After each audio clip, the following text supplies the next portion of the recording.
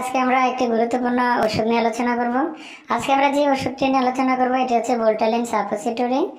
ভোল্টালিন suppository 50 mg, এটি diclofenac sodium গ্রুপের একটি ওষুধ। এটি প্রস্তুতকারক কোম্পানি হচ্ছে নোভার্টিস ফার্মাসিউটিক্যাল। তো বন্ধুরা, আমি প্রতিনিয়ত আমার এই চ্যানেলের মধ্যে মানব জীবনে ব্যবহৃত গুরুত্বপূর্ণ ওষুধগুলোর আলোচনা করে থাকি। তো আজকের এই ভিডিওতে ভোল্টালিন সাপোজিটরি সম্পর্কে বিস্তারিত জানতে না টেনে সম্পূর্ণ ভিডিওটি দেখতে থাকুন। প্রোস্টাগ্ল্যান্ডিন সংশ্লেষণ বন্ধ করে।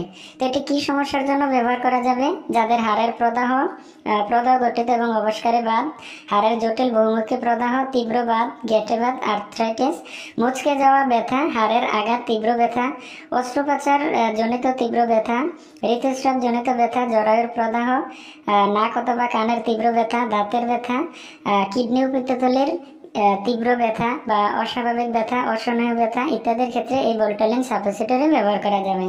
তো এটি ব্যবহারের নিয়ম হচ্ছে প্রাপ্তবয়স্ক প্রতিদিন একটি করে একবার, সর্বোচ্চ 2 বার পর্যন্ত ব্যবহার করতে পারবে।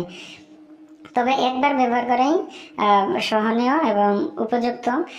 অপ্রাপ্তবয়স্ক রোগীর ক্ষেত্রে শারীরিক অবস্থা এবং দৈহিক গঠনের উপর নির্ভর করে ডোজ নির্ধারণ করতে হবে। সেজন্য আপনারা এই সাপোজিটরি ব্যবহার করার পূর্বে একজন ডাক্তারের সাথে পরামর্শ করে নেবেন। ডাইক্লোফেনাক সোডিয়াম গর্ভাবস্থায় ব্যবহার করা উচিত নয়। ডাইক্লোফেনাক সোডিয়াম মাতৃদুগ্ধে সামান্য পরিমাণ নিঃসৃত হয়। সেজন্য যে সকল মায়েরা শিশুকে বুকের দুধ পান করায় সেক্ষেত্রে সতর্কতা অবলম্বন করতে হবে। ডাইক্লোফেনাক সোডিয়াম পেপটিক আলসার এবং পরিপাকতন্ত্রের রক্তকরণ হচ্ছে এমন রোগীর ক্ষেত্রে ব্যবহার না করাই ভালো। আর একজিমা রোগীর ক্ষেত্রে এই ওষুধ একেবারে নির্দেশিত নয়।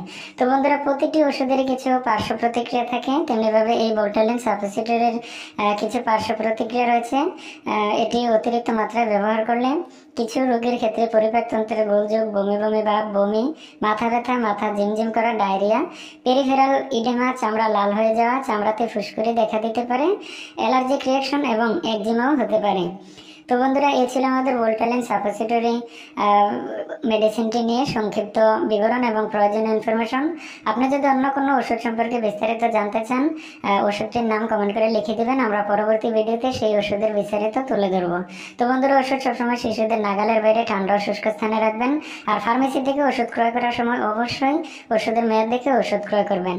আর বন্ধুরা, যারা স্বাস্থ্য